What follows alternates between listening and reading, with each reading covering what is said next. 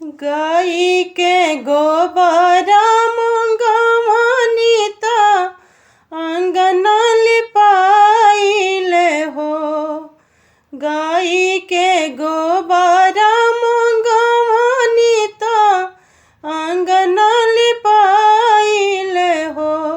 ए माई हो गजमती चौका पुरवानी त फूल से सजाइले हो।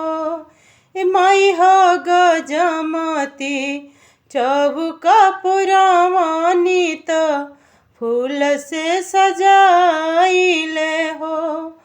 अरी अरी लवनी ओढ़ौलवा त बीच ठैया बेलिनु हो।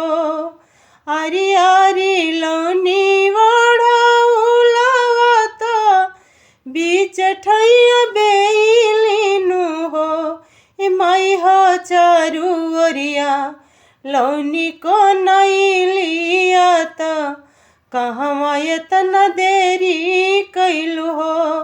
ए माई हो चारू ओरिया लौनी को नैलिया त कहवा एतना देरी कैलु हो।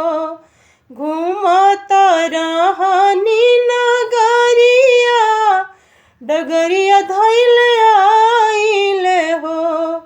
घूमत रहनी नगरिया डगरिया धैले आइले हो।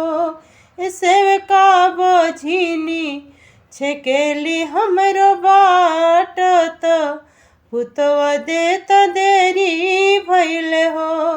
ए सेवका बझिनी छेकेली हमरो बाट त पुतवा देत देरी भइले हो।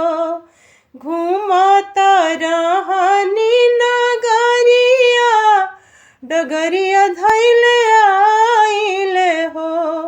ए सेवका लांगड़ा छेकेले हमरो बाट त पैर देता देरी भइले हो।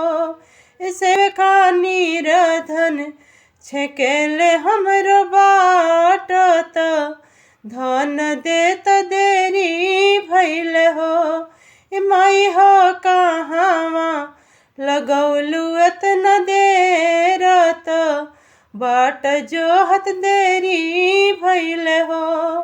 घूमत रहनी नगरिया डगरिया धैले आइले हो।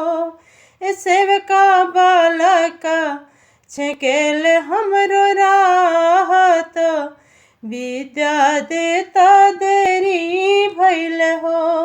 ए सेवका अन्हारा छेकेले हमरो बाट त नयन दे